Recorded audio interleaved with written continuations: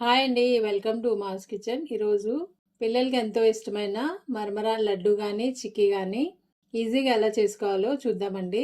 చూడండి, మనం షాప్ నుండి మరమరాలు తెచ్చినప్పుడు ప్యాకెట్లో ఉన్నంత వరకు ఇవి క్రిస్పీగా ఉంటాయండి. ప్యాకెట్ ఓపెన్ చేసి కొన్ని వాడుకున్న తర్వాత అవి మెత్తబడిపోతాయి. అందుకే వీటిని క్రిస్పీగా చేసుకోవాలంటే ఫస్ట్ వీటిని వేయించుకోవాలి. స్టవ్ మీద ఒక కడాయి పెట్టుకుని అందులో 2 నిమిషాలు వేయించుకోండి లో ఫ్లేమ్లో పెట్టుకుని.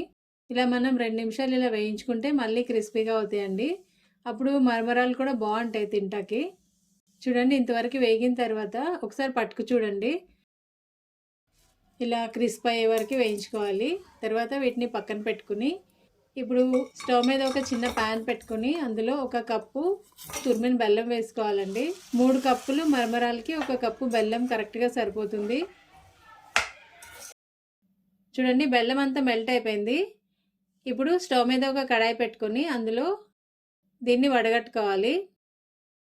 బెల్లం వడగట్టుకుంటే ఏమన్నా డస్ట్ ఉంటే వచ్చేస్తుందండి.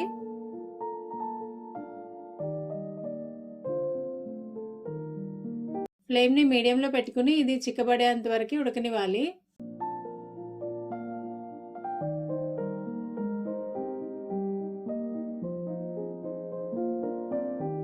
ఈలోపు ఒక ట్రే కానీ ప్లేట్ కానీ తీసుకుని దానికి కొంచెం నెయ్యి అప్లై చేసుకోవాలండి.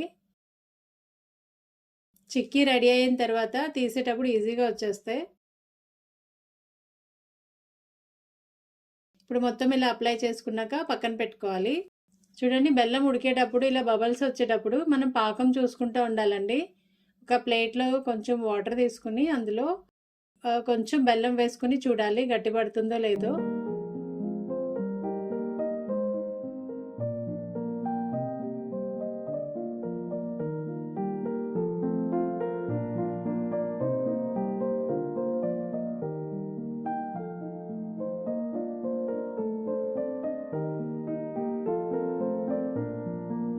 పాకం మనకి ఉండకట్టాలండి, అప్పుడు కరెక్ట్గా వస్తాయి.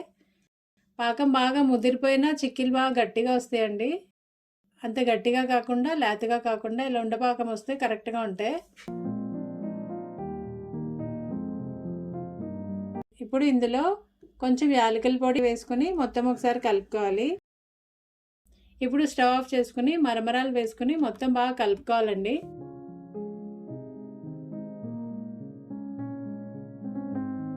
ఈ పాకం అంతా మరమరాలకి బాగా పట్టాలి.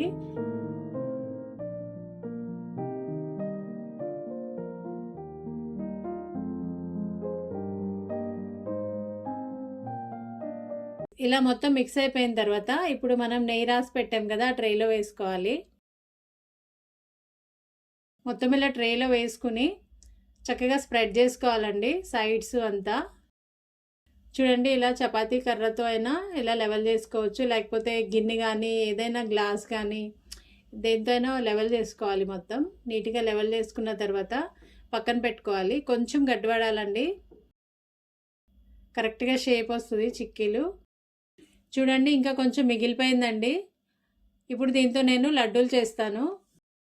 ఇది బాగా గట్టిపడిపోయింది కాబట్టి స్టవ్ మీద 2-3 నిమిషాలు ఇలా వేడి పెట్టుకుంటే మళ్ళీ మెల్ట్ అవుతుందండి, నార్మల్గా అవుతుంది, సాఫ్ట్ అవుతుందండి. అప్పుడు మళ్ళీ మనం లడ్డూలు చేసుకోవచ్చు.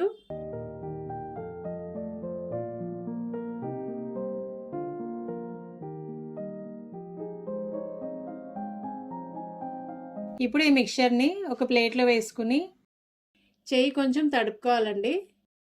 ఇలా మనకి ఏ సైజు కావాలో ఆ సైజులో లడ్డూలు చేసుకోవాలి. ఇంతే అండి, మరమరాల చిక్కీ కానీ లడ్డు కానీ చాలా ఈజీగా చేసుకోవచ్చు.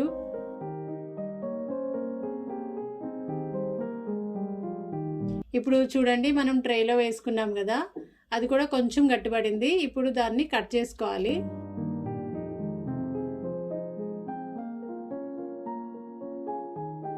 చూడండి, ఇది ట్రేకి అంటుకుపోయిందండి.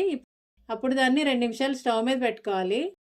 స్టవ్ మీద పెట్టుకుంటే నెయ్యి రాసాం కదా, కొంచెం మెల్ట్ అవుతుందండి, అది ట్రేని వదిలేస్తుంది. అప్పుడు మనం ఈజీగా తీసుకోవచ్చు. చూడండి ఎంత ఈజీగా వచ్చేసిందో. మనకి చిక్కీలు ఏ సైజులో కావాలో ఆ సైజులో కట్ చేసుకోవాలి. ఇంతే అండి, మరమరాలతో చేసిన చిక్కీ అయినా లడ్డు అయినా చాలా ఈజీగా చేసుకోవచ్చు. పిల్లలు కూడా బాగా ఇష్టపడతారు. వీడియో నచ్చితే ఒక లైక్ చేయండి. Thanks for watching.